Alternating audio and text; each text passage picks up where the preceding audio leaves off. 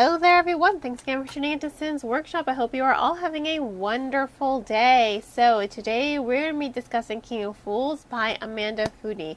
This is the sequel to Ace of Shades, and I really love En's journey here. She's still, really uppity.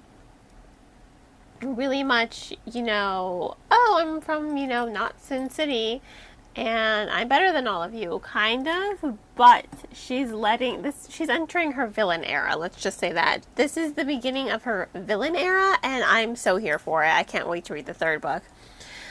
I like that we're seeing this progression from her character. I love that we're seeing her really just become this merciless killer. I mean, in the first book, you find out her birth mother, was murdered. You find out her adopted mother was murdered. You find, the boy she has fallen in love with, his life is in danger. And that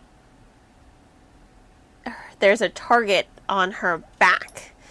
And then you also have Bianca, too, who's just absolutely manipulative and horrible. You love to hate Bianca. So when she gets hers in this book, partly at the hands of Levi and Jax, it's all really gratifying. It's really gratifying.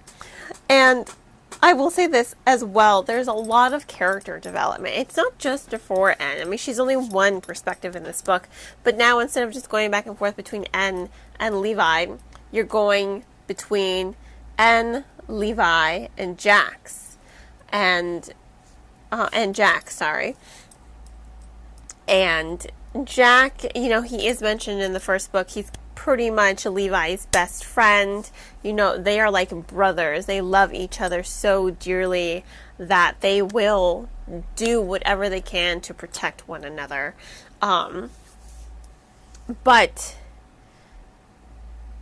there's only so much that they will do for one another. Well, that's actually not true. Jack's perspective gives Levi's personality and history a little bit more scope. And you also see the depth of the relationship, which I do think adds a lot of tension to the story. It's like there's this love triangle between them, except it's not really a love triangle. It's just, Jack kind of realizes that En and Levi really shouldn't be together in the way that they want to, because right now they're still lost. They are kind of lost souls. Again, En is entering her villain era, She's succumbing to everything she kind of hates. I mean, it's almost like she's turning into a miniature Bianca. But, to kill a monster, you must become a monster, as the saying goes. And she is very much not going to let people mess with her and mess with her friends. But Jack realizes, hey, y'all can't be together, and we're not right now in any case, because he cares about them, and you see that he cares about each one of them. He doesn't want Levi to lose himself. He really doesn't want Levi to put En in danger, and vice versa, because they are both planning such disastrous heist, I want to say, such disastrous plots that they're not really including the other one in, so there is a lack of trust there, and how can they have this relationship if there is no trust? It's such a good book. It's such a good book. I know a lot of people don't like En, but I kind of love her because I'm loving this journey she's going on in this character development, and you kind of see like a nice role reversal. Levi is finding himself. He's discovering that doing unscrupulous things or bad things and sacrificing people isn't the way to change the system. He's learning that he has to be happy with himself first before he can be in a relationship. and he has to extend trust to someone other than Jack and extend it to N. So he's kind of flipping as a character, whereas N is becoming more unscrupulous. She's becoming more villainous, and I love the journey that both of these guys go on. I love it. And then Jack, his whole arc in this book, the way it's just heartbreaking at the end, to see everything that he goes through, everything he has gone through, just to get that ending. It was just, it was heartbreaking. It really was. And I love that I'm still kind of heartbroken by it.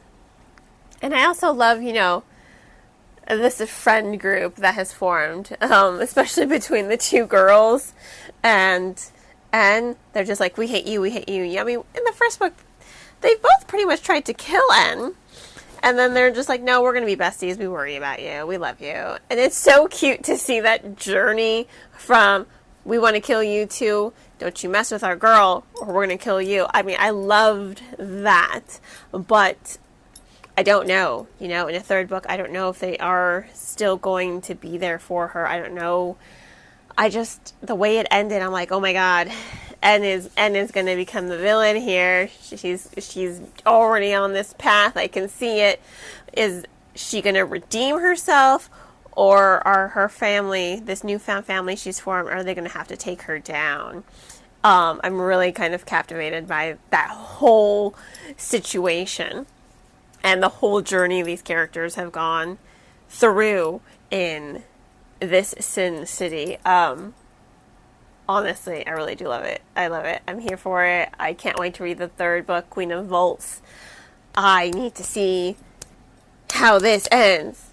So hopefully I'll get a chance to read it soon. But in any case, I'm going to go ahead and give King of Fools 4 out of 5 stars. I'm really here for N's villain era. I'm so here for it.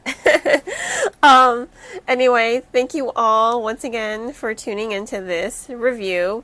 Please don't forget to show your support by liking the podcast, subscribing to it, or sharing it with all your book loving friends. I, of course, will include links to where you can purchase the book and my social media, if you want to support me that way and support the author by checking out the book. I hope you all have a wonderful rest of your day, and as always, happy reading.